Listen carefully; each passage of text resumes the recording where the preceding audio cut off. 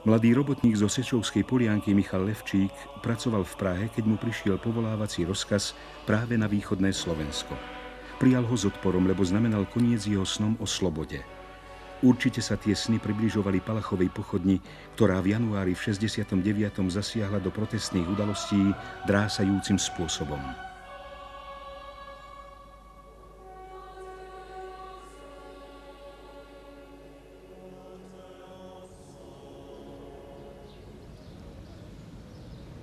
Uplynulo dlhých 22 rokov od chvíle, keď tu na tomto mieste tragicky skončil svoj mladý život človek, o ktorom dlhých 22 rokov sa muselo mlčať.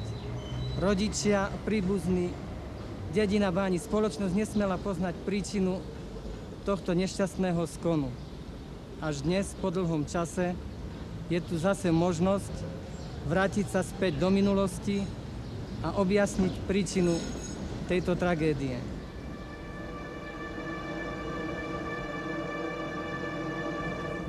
Michal Levčík bol mojím najlepším priateľom. Vyrastali sme spolu a ku koncu jeho života, ktorý skončil tu na tomto mieste upálením sa, čin, ktorý spáchal, bol premyslený. Bola to odozva na roky 68.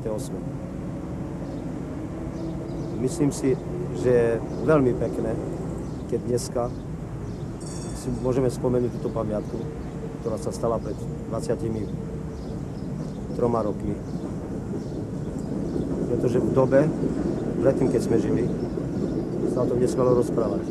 Nikde, ani v rodnej dedine, kde vyrastal a kde žili aj jeho rodičia.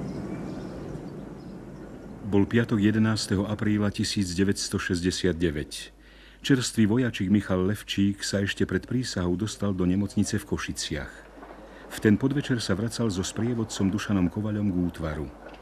Náhle požiadal, že si musí niečo kúpiť. Tam vzpravované rozhodnutie. Tam sa rozhodol. Presnejšie, tam sa musel rozhodnúť. Vedeli by sme o tom viac, keby sa zachoval jeho list na rozlúčku.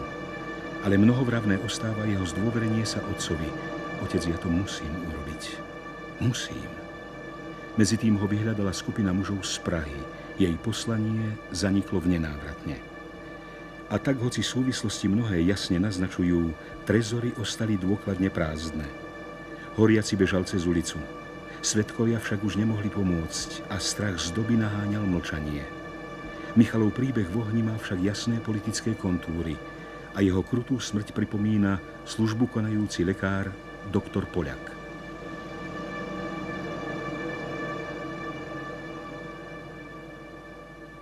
Po obedňajších hodinách bola dovezená osoba na chirurgickú ambulanciu s vojákmi našej armády v celte, aj dôstojníkmi, aj SMBákmi, ktorí mi udali, že táto osoba na námestí Osloboditeľov sa polial benzínom, potom si to zapálil.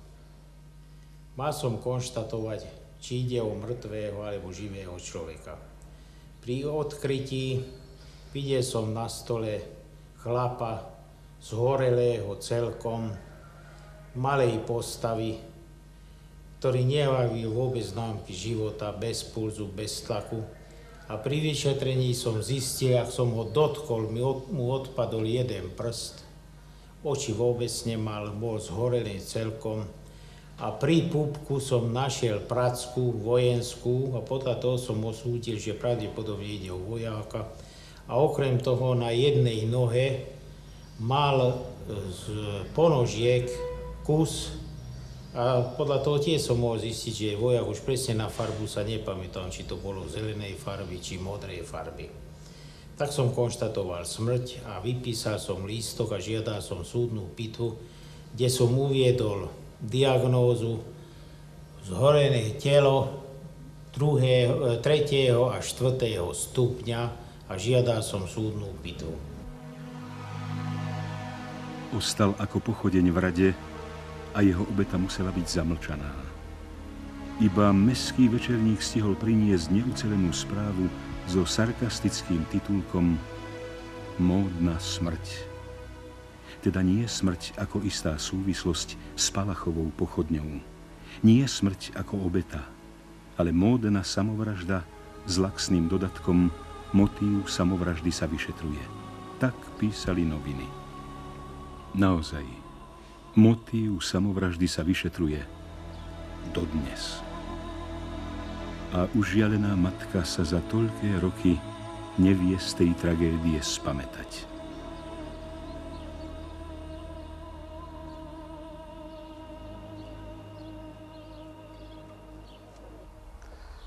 Pracovali sme v Prahe za pridruženú výrobu, kde s Michalom sme sa stýkali denne. No, on mal styky nejaký s skupinou, on mal svoj život. Chcel na západ skupina, ktorú poznal, ho k tomu viedla.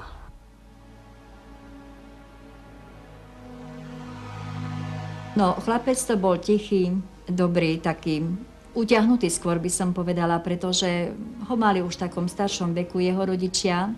Nefajčil, nepil, čo už toto, a takto na zábavách nikdy nebolo počuť, že by sa bol bil, alebo neviem čo, viete, ak to na dedine všeličo príde. No, že ja si myslím, že sám to neurobil, že proste tak, aby niekto povedal, že sa zhodil psychicky, alebo neviem čo, to nebolo. Ja si myslím, že on to musel urobiť, pretože bol v tom, ako bol Palach v tej skupine a musel ísť aj on.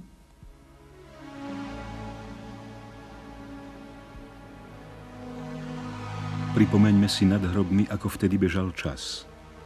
Pár dní po Palachovi vzblkli živé pochodne v Plzni, Brne, neskôr v Jihlave a vo významný deň 25.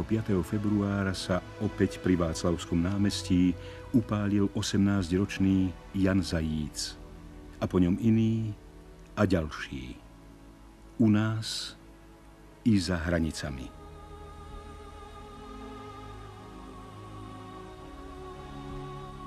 Takmer všetko mladí ľudia a vždy na ústredných námestiach väčších miest. Pochodne proti okupácii Československa. Ako hovorí básnik, s ohňom vbiehali do našej hlbokej noci.